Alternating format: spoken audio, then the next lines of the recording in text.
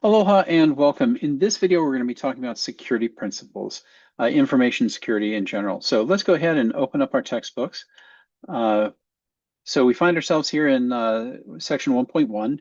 We're talking about information security, or what people call InfoSec. And that's really the practice of protecting information from unauthorized access, disclosure, disruption, destruction, or modification. So you don't need to memorize that list. Just understand that that's kind of what we're talking about. And you're going to hear this so many times that this will you'll get used to it. So the goal of InfoSec is to preserve three information security principles, and those are confidentiality, integrity, and availability. So if you think about confidentiality, that's the security principle that ensures that information is only disclosed to or made available to authorized users. So for example, if you're a hospital patient, you want to make sure that other hospital patients can't view your hospital stuff. If you're a customer, you want to make sure that your credit card information can't be seen by other customers or other vendors or anything else. So that's what confidentiality is about. Integrity is the security principle that it deals with making sure that your information, your data is not modified in an unauthorized manner. So in other words, it uses the example here that a bank customer shouldn't be able to increase their account balance without adding funds to the account. So you want to make sure that only authorized people can modify data. You want to be able to ensure that when data is moved, that it hasn't been modified in an unauthorized way. And the last one is the availability concept here. So availability is the security principle that ensures that information is accessible by authorized users whenever it's required. So in other words, if you're a doctor and you need to be able to see a patient's medical records, you need them to be available to access at that time. So we call these three principles the security triad. The CIA, it's the security the InfoSec triad here. So the information security encompasses the hardware and software systems, the policies, the procedures, and people that prevent, detect, and remediate the attacks aimed at compromising the confidentiality, integrity, and availability of information. So that's one nice big encompassing definition there. But when we talk about the hardware and software systems, we're talking about the hardware could be, firewalls, the software could be malware, the policies could be like password policies that protect everything. And then procedures and the people, because the most important thing in a company is the people. The people are the greatest asset and the biggest weakness. Social engineering is responsible for so much of security issues these days.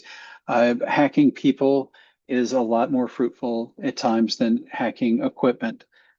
So you'll see that as we go on social engineering, that the art of hacking people is a very big and important area. And we'll talk about this later, but educating your employees is very important. Making sure that they understand basic security, cybersecurity hygiene is critical.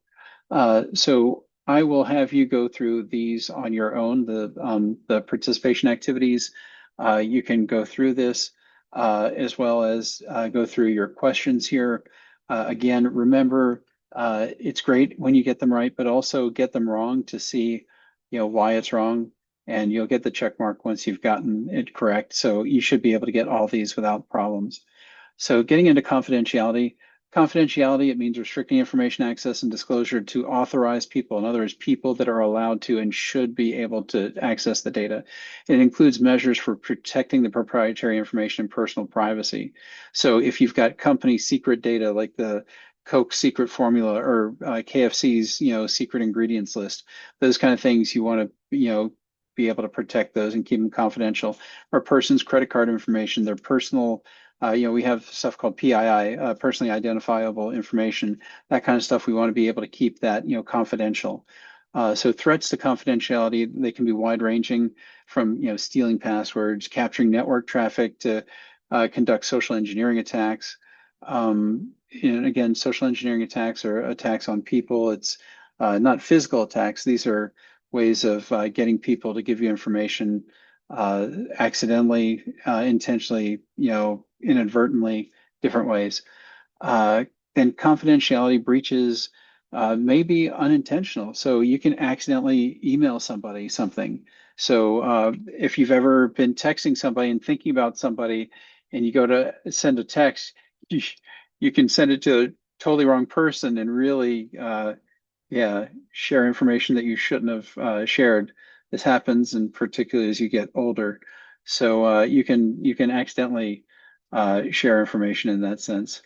Um, so confidentiality controls protect data from unauthorized access and use and include encryption, access control lists, and authentication systems. So when you think about encryption, it's when you take a piece of text, you scramble it up using a key, you send it, and then they use a key to unscramble it and look at the clear text again.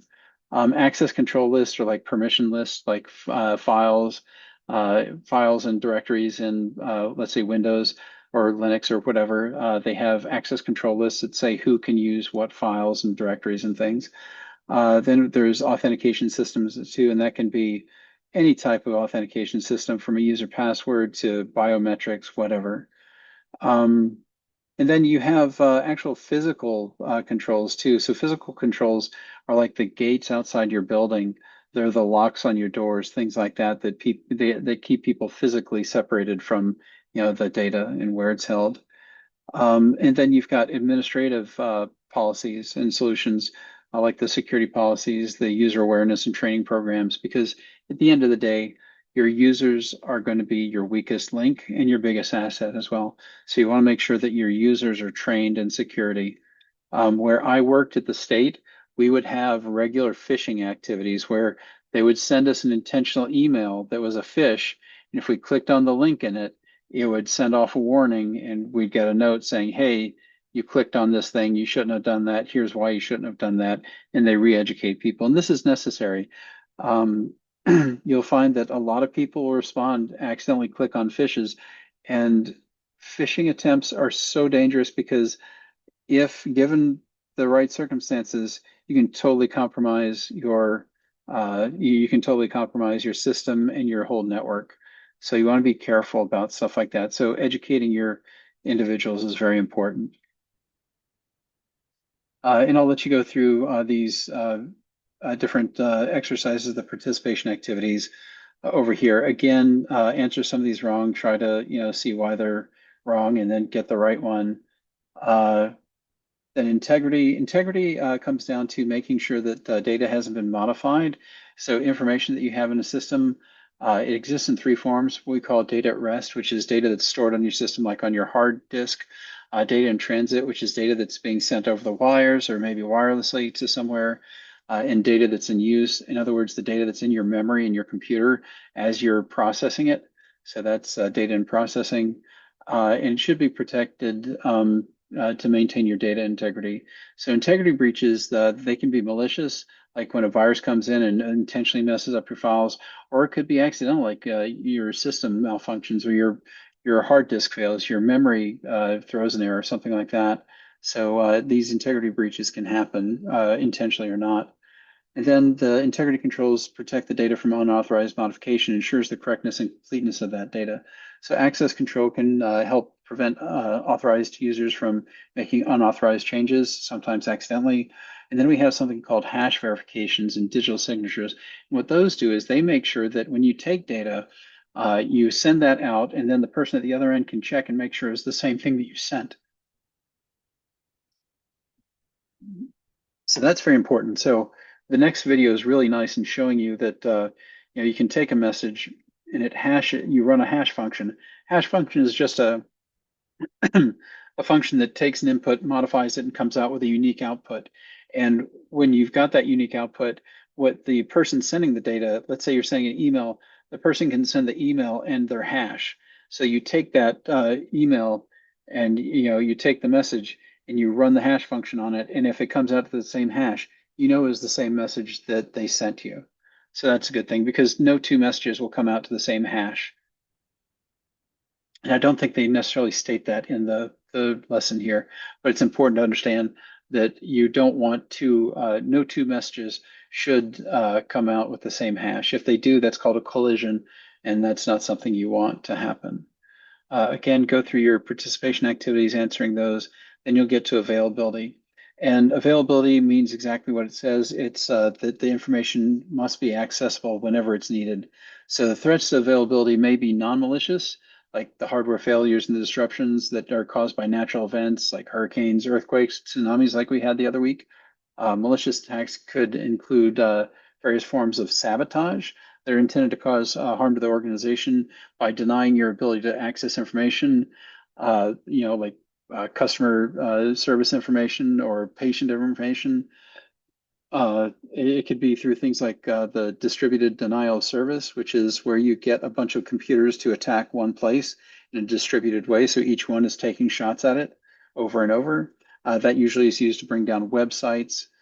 So availability controls protect timely and uninterrupted access to information. It includes provisioning backup servers, diversifying the power sources, creating hardware redundancies. So an example of a hardware redundancy is having multiple network cards or some type of way of connecting the network. That way, if one of those connections goes down, if one of your pathways to the net goes down, your other ones can handle it. So that helps with having some redundancy in there. You can also have software tools that monitor system performance and network traffic, and firewalls and routers that can help mitigate the impact of a distributed DOS attack. Um, so you've got good examples here. You've also got your participation activities. And that's pretty much the end of the first section here on security principles. So I'll go ahead and post this video and get into the others after this. So have yourself a great day and look forward to the next video. Aloha.